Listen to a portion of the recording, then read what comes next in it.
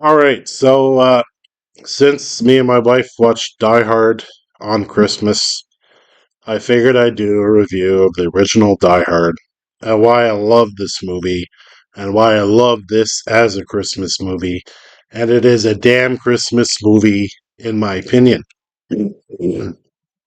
Now, Bruce Willis, as an action star, as an actor, has had awesome movies in his whole career. And it's a shame that we won't get that final sixth Die Hard film to kind of wrap it all up. It's a shame. There were plans for the last one, I believe, to be called McLean, and it would have been kind of a narration of Bruce Willis as he's kind of describing his kind of first case or something like that, with a younger actor playing him, which I thought would have been interesting. Um, but alas, that sixth Die Hard film we'll never get to see, and I hope to God they don't reboot this. Because Die Hard cannot be rebooted. I don't care who plays John McClane or whatever. Bruce Willis is key. If they continue this series with like the Son or Dar, I don't care. That's one thing, but not rebooting, the original or any of the sequels after it. That would just piss me off. Like Jaws, you can't reboot Jaws. There's no way. Okay, it's a classic for a reason, and Die Hard is a classic to me. So, unfortunately, I can't show scenes and kind of prove my points because I tried to put a clip of Die Hard in the holiday clip video and tried to put Die Hard scenes in there, and yeah, YouTube's being annoying, so I can't really show points here. So I have to talk about them here. First of all, Bruce Willis is John McClane. I mean, perfect casting choice.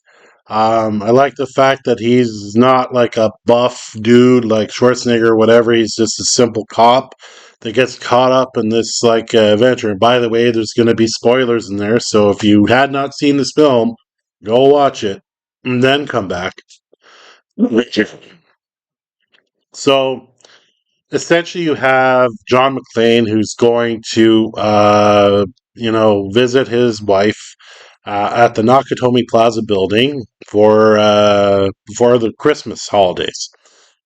And you know bad guys take over the building and he is forced to basically fight his way through them and save his wife from these bad guys. That's essentially the basic plot of it all. Stupid throat. So, right off the bat, Bruce Willis, fantastic actor and awesome portrayal of John McClane. Alan Rickman as Hans Gruber, the main villain, is fantastic. Like he's one of the best villains on screen on like an action series, action movie. He's one of the top there. Great actor. I mean, I don't see Snape in in this, even though he does play Snape in the Harry Potter films, and he has other films as well. And he's always been a really good actor, but he does Hans Gruber so well here. He's like feels like he's calculative. He has a bit of humor in him. He's sure of himself. He's really done so well by the actor here. And even the side characters in this film, um, you have Powell, the cop that talks to John McClane throughout the film, kind of like that outside voice. You have a side character like Ellis, who's like, the kiss ass drug sniffing guy. You have Holly, the wife of John McClane, like even the bad guys. You have, you know, uh, pardon me, I can't remember all their names, but like there's the main villain in there that something happens to his brother and he's like all pissed and wants revenge. But even him. Yes. There's like all these really cool like subtle moments too. For instance, there's a sequence where the FBI and the cops they send in this tank vehicle, and they go to storm the front there, trying for these guys to run up and go in and all this kind of stuff.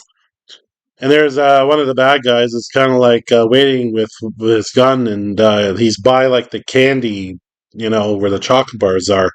And he's kind of waiting there, and he's looking down at him, and then he looks down at him, and then he looks around, and then he goes to grab a chocolate bar. Like, it's little things like that that are really, really cool. Like little things that throw in there. Like when Powell, you know, at first appears in Nakatomi Plaza, walks in, and he's walking around, and he goes down towards the one hallway where the elevators are. And on the side, beyond the wall, you see one of the bad guys with a gun waiting, hiding there.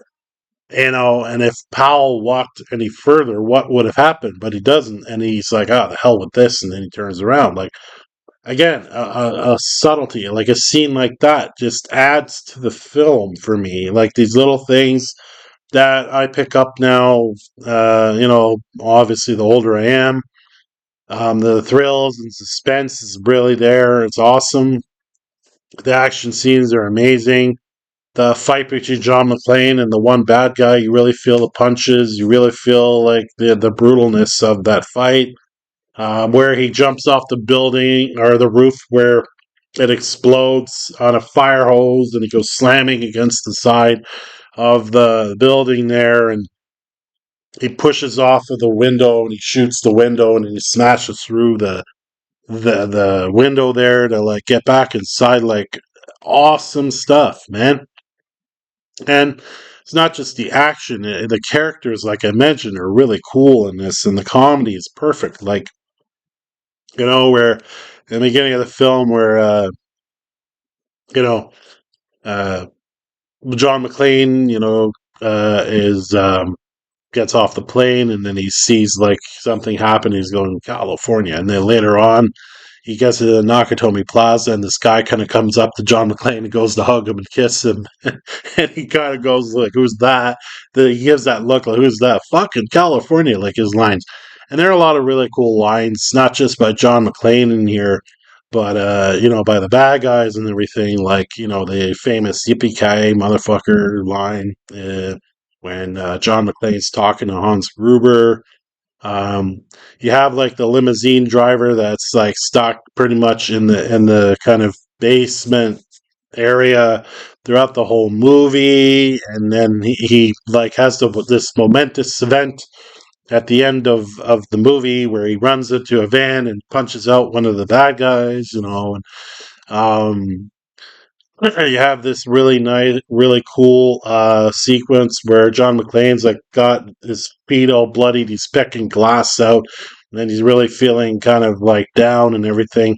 And then Powell, the cop, explains why he's sits at a desk most of the time and he hasn't pulled a gun on anyone, and refers to like he accidentally shot someone that had a toy gun and they pulled out, and like all these things like connect throughout the whole movie, making this fantastic. Now I got to talk about why this is a Christmas movie to me. Christmas trees everywhere, music notes, music sounds, the music itself spread out through the whole film. You have characters that are mentioning about Christmas, actual Christmas holiday and holiday. You have a lot of these kind of Christmas references within and spread out throughout the movie. It's a Christmas friggin' movie, even though this came out in like July. Was it 88? I think this movie came. So yeah, it's a Christmas action movie, and it's great. I have been a fan of the Die Hard series, and I still am. I know the fifth movie is like, everyone's least favorite. And yeah, I see why. Like, it doesn't feel like too much of a Die Hard movie in a lot of ways. But I still entertained by it. It's just that the first four movies are the best of this whole entire series. but this first one kicked it off. Um, this whole entire franchise there. Like I mentioned at the beginning of the video, it's too bad we're never going to get that sixth and final Die Hard film to wrap it all up with Bruce Willis as the title character. Um, and going back to like characters, you have like the kind of, I guess he's like a lead cop who isn't the most intelligent there. And for instance, at the end of the movie, when Hans Gruber falls to his death, he's like, "Oh, I hope that's not a hostage." Like, you know, lines like that. And then you have these hardcore FBI guys come in, think they're tough and know everything, and then they eventually blow up in the helicopter and all this kind of stuff. Um, and I actually looked it up. This building that they filmed the movie in is still up. They were using it while it was actually under construction. Funny enough, to do like their shots and everything. So it's really cool to know. They actually quite awesome to walk through the building that this was filmed in. I mean, it's really, really neat. I think it's 20 Plaza or something, the actual place or name of where this actual building is, and it's still standing. So, really interesting. I'm sure there's people that have, like, used it as kind of a landmark for this film. So, but yeah, Die Hard 1 is a fantastic movie. It's a classic, and while the other Die Hard films are great, especially part 3, the first film holds up as the best because there's so many cool lines in it, so many cool action sequences that are memorable, the comedy lands, just the overall writing of everything works so well in this action movie. What's nice about this movie is that it's not just an action movie, like it's a dumb action movie. The characters work, the plot works as simplistic as it is, and just like everything comes together. And it is a Christmas action movie, you know? So yeah, I thought I'd kind of do a review on this first one since I watched it this Christmas and how watching it every time just makes it that much better as a film for me. And it's too bad that Bruce Willis got sick and he couldn't continue his film career. He had duds by the end there for sure, but I will always remember those early Bruce Willis films outside of Die Hard 2 as well, and it was cool seeing him in the Expendables 1 and 2. Um, I can't remember if he was in the third one or not. I don't think he was. I don't think so. No. But yeah, he had a good career. Uh, Most of his films action oriented. I